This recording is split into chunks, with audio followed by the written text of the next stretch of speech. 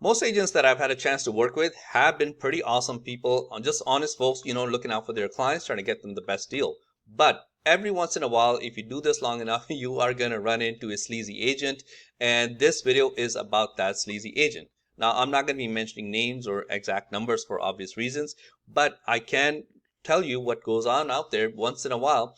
So what happened was I was on the seller side, and so it's my listing, and we are negotiating an offer over the phone and by email. So we're trying to negotiate higher, obviously, and then finally we both sides settle on a price for, let's say, for example, $900,000. And everyone's maxed out, and my sellers are like, you know what, I like it. This is a great price. I'm happy with it. So let's sign the deal. So I call him. I say, hey, you know what? Congrats to you. Congrats to your clients. We are going to accept your offer for $900,000, thinking that he's going to be ecstatic. He goes, whoa, whoa, whoa. He goes, wait a minute. Let me call you in 2 minutes. So this is where the scam began. So he calls me back. We're kind of nervous. We're thinking, oh, maybe they changed their mind. So he calls me back. He goes, okay, you know what? $900,000 is fine. But what I'm going to do is I'm going to get you guys an offer for $910,000. I was like, okay, great. If you can get 910, why not?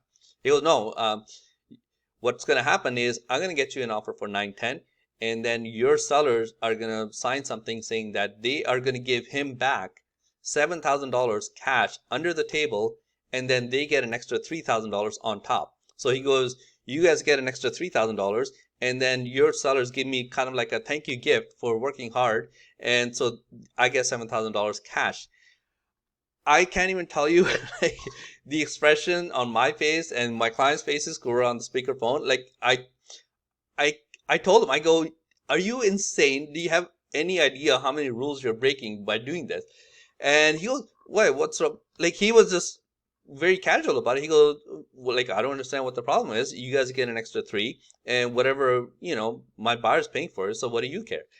I was like, no way we are going to entertain this at all. Like, this breaks like 100 different rules. And I was like, how did your client feel like if they ever found out like this is what you did? He's thinking that the house now costs 910, and even though he could have had it for 9 if he had a regular agent working for his best interest. So obviously we didn't go through with this, and my sellers were so mad they didn't want to sell the house to him. But I said, you know what, like, don't let that guy ruin the thing for you. If you're happy with the price, that's the most important. If you're happy with the terms and the price, and it's not the buyer's fault he has a sleazy agent, right? So think about the buyer. He didn't do anything wrong. He loves your house. He wants the family to be here. So just focus on that. So we did the deal. I know, I guess in a way, like we could have, in order to teach him a lesson, accept the offer for 910, tell him to send the offer for 910. Problem with that is, like, my sellers didn't want to get into all that. Like, just keep the 910 and then let him worry about it, and not giving the $7,000 under the table. But my sellers didn't want to get into that, and I didn't want to get into any of that because, like, what's to stop him from not closing the deal or just not bringing the deposit check? And then we're in courts fighting over the deal. So it would have gone ugly. So basically, we accepted the offer for $900,000, and I told them, I said, you can't be doing that stuff. Like, like your clients hired you, and this is the saddest part. This agent is not struggling for money. This is what made me even more frustrated and pissed off at him. He makes around, let's say, I probably estimate he makes over $1 million a year because he is a top agent. And I'm not going to name the company or the agent, obviously. But so he's not struggling for money. He did this purely out of greed. And by the way he was explaining it, it's not like the first time he's doing this. So I guess the point of the video is there is no point. It was just a random rant video. But I guess if there is some sort of a point, just be careful out there.